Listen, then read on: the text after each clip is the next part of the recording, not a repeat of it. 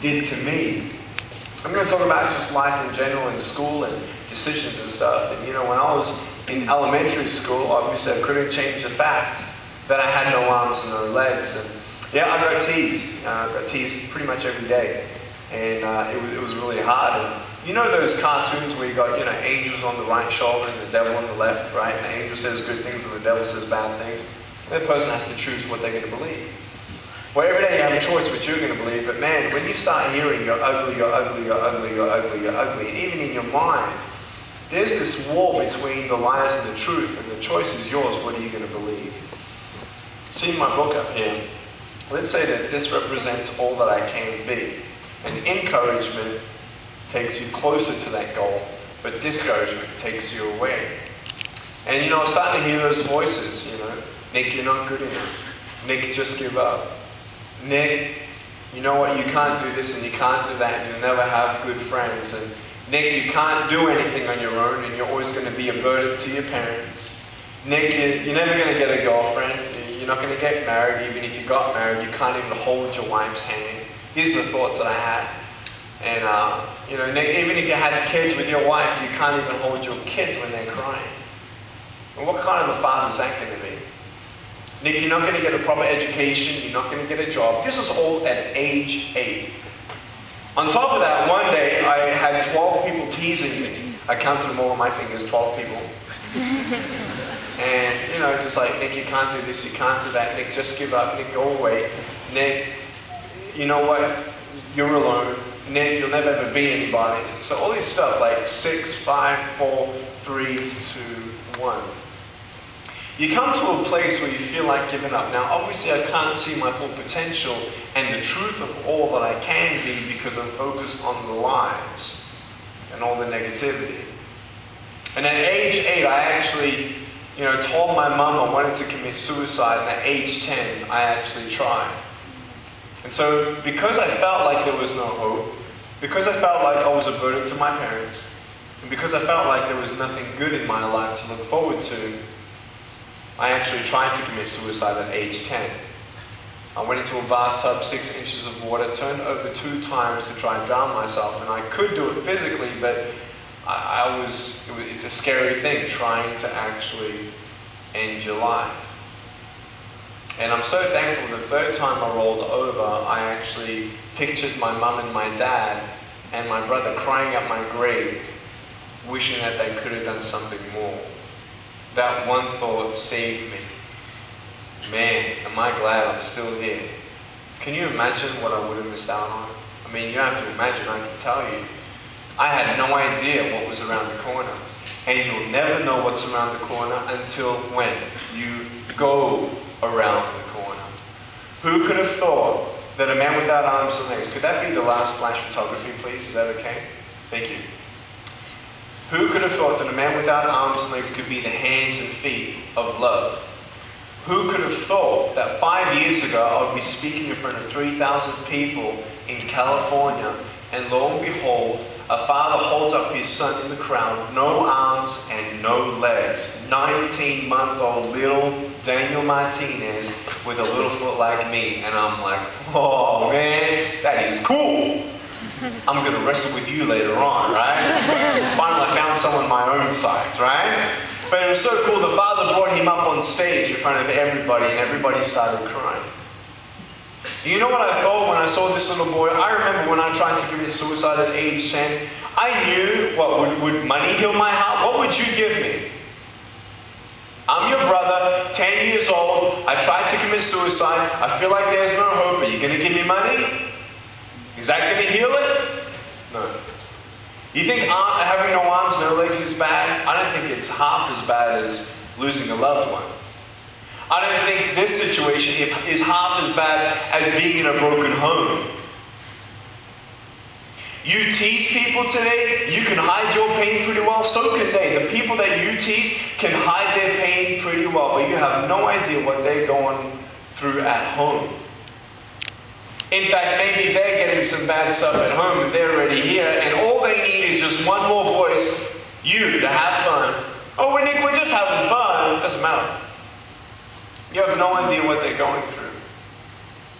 You have no idea. Are you going to be a positive voice or a negative voice. You see, 12 people teased me and brought me to this point. And at the end of my day at school, I'm like, you know what, if only one more person teases me, that's it, I'm done, I'm through.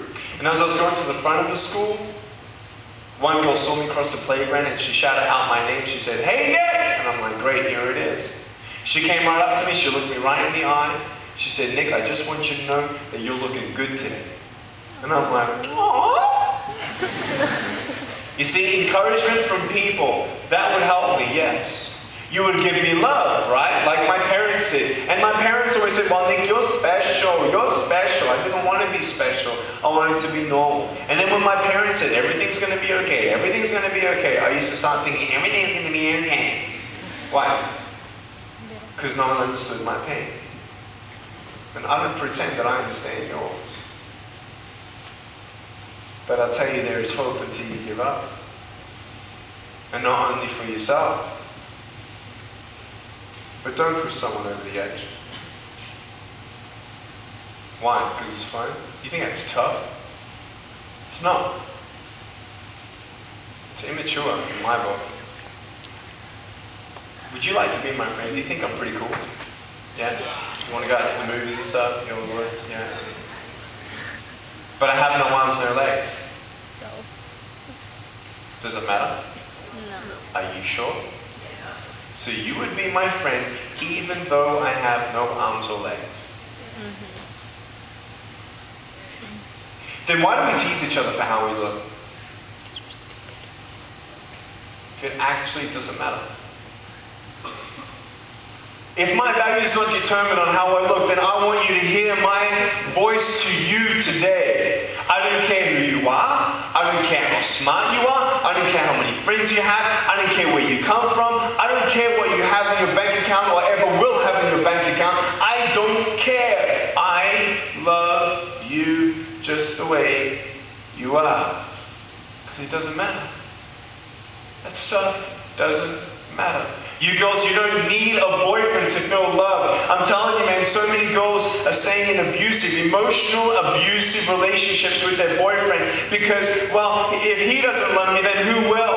And then, you know, they use sex. And that's the only way that you feel needed and wanted. Yeah, could I have had sex with someone? Absolutely, absolutely. I had so many opportunities. But I chose to stay a virgin so I can look at my kids in the eye and say, "I waited for your mother."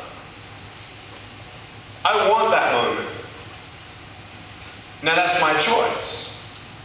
Take it a step further. If I have a girlfriend here at high school, right? If I'm at high school here and, you know, I have a girlfriend and she's a virgin, I'm a virgin, it's always the hardest the first time, right? And the second time's easy and the third time's easy and all of a sudden she's not a virgin, right? Let's say our relationship breaks off. A lot of relationships, unfortunately, break off in a high school. So does Saturday. Now check this out. Now she is not a virgin. Now she maybe gets another boyfriend and now they sleep together. But guess what? Now this other guy's got a STD or something, or they get pregnant. Man, I'll never forget, my friend got pregnant, right? 13, 14 years old, she had a boyfriend, right? And then at 17, she got pregnant. And then the boyfriend, who loved her so much, said, "Look, it's either me or the baby because it's just going to ruin our plans." Okay? And then she went to go have an abortion and then there was a complication. Now she can't ever bear children. Took her 6 months to tell her boyfriend what happened. And then he said, "Oh, I always wanted to marry someone who could actually give me kids." Bye. Love is patient. Love is patient. Love is kind. If I love someone, I want to protect them. I want to do what's right. You can understand the wall. "Oh, you need to do this." No, you don't. I don't get drunk. Do you know? You think I'm less cool now? Are you still going to be my friend because I actually don't get drunk? I don't swear today. I actually don't swear at all because I don't need to swear. Because I don't care what the world thinks of me. I don't need to change myself to be someone I'm not. Do you understand that? You girls, you don't need to change anything. You're beautiful just the way that you are. And you boys, you're the man. Yeah!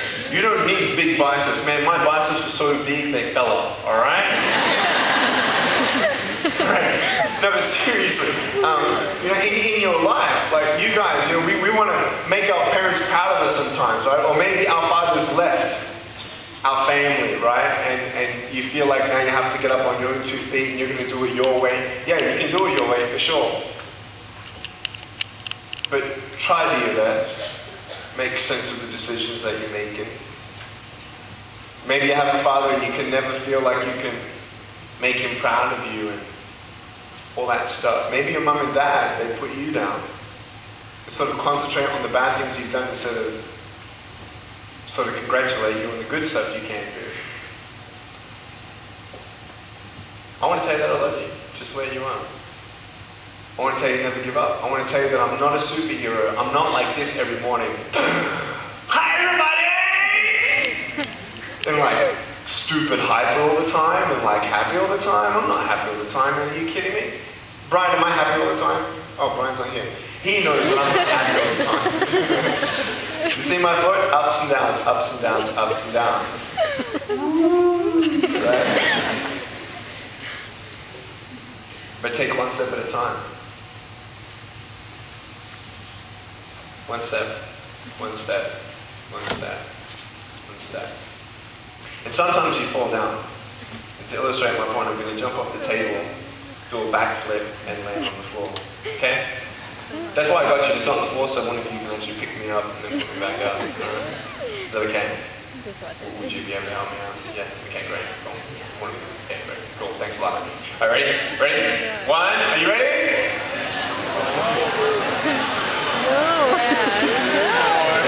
¿Qué pasó? ¿Por qué? Girls, are you ready? Yeah. Boys, are you ready? 1, 2, 3. I'm joking, man. Are you serious?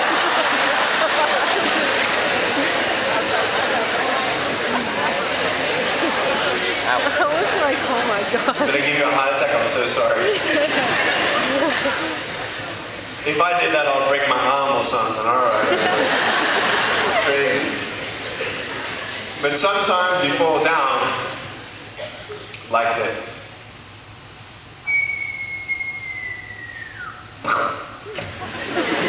That's awesome. So what do you do when you fall down? Get back up. Get back up.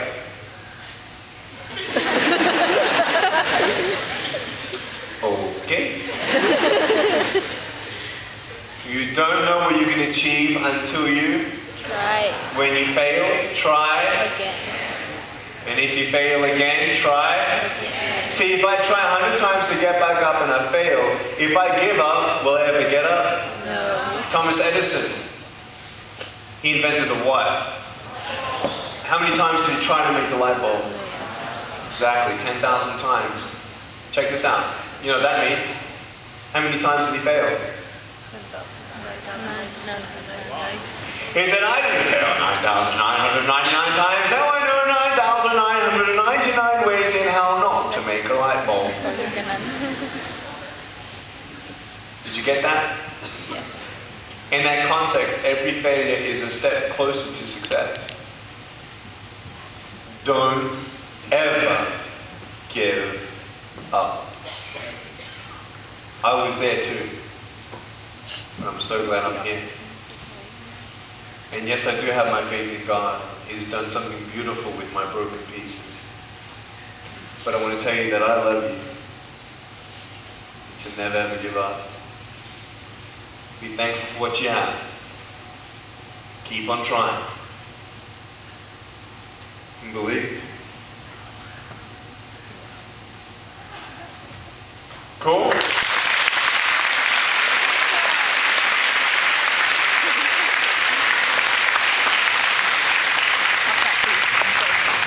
Is anybody stressed here today? Yeah, going through some stress. Any seniors going through some stress? Yeah. Anybody have like an 8-year-old sibling? Anybody? Right? Are your siblings at 8 years old stressed? Like they feel like they're stressed? No? Oh, that's pretty cool. There are some 8-year-olds, like I find, that like they're doing homework and they're like, oh my God, I can't do this! It's like, dude, get over yourself, man. It's like, you're 8 years old, you don't know what stress is. I need a massage!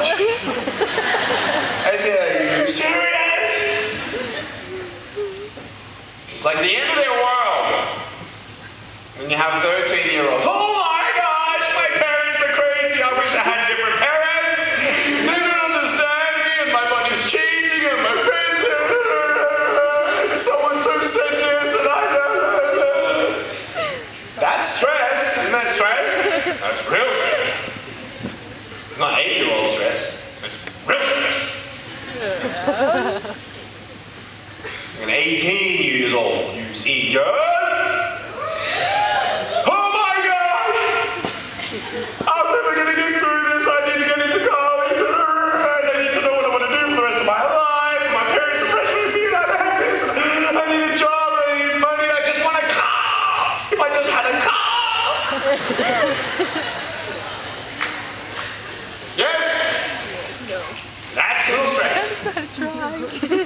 But then you get into college, and you're like, oh, I'm gonna do good to get a job.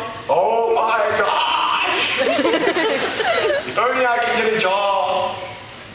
You get out of college, you get into the job, and you're like, this is boring. So people are like, oh my gosh, my boss is stressing me out. I met the people also who are like, Nick, I'm never going to be happy until I get married. Like, are you serious? Like, you got to talk to some married people, man. Right? What's my point? My point is this. You will always have stress in your life. It'll just be different. It won't just get easy all of a sudden sometimes. We're going to understand that life is an uphill climb. But the higher you climb, the more you see. See, when I met that little boy with no arms, no legs, Daniel, and I hugged his mum, you know, the doctors told his mum that, oh, he's not going to walk, he has no arms or legs. And then the doctor saw my YouTube videos and says, oh, he's going to walk. They're like, yeah, we know. This is the cool thing about my life. I've had so many people come up to me and hug me and say, Nick, you changed my life. I know that little boy, Daniel, his life's been changed. Now he's at school, and at 2.5 years old, he was watching my video of me swimming and stuff. And he's like, swim like Nick, swim like Nick. Now he swims just like me. You know how I asked you what would you give me when I was 10 years old when I wanted to commit suicide? Let's say I'm a teenager and I want to commit suicide.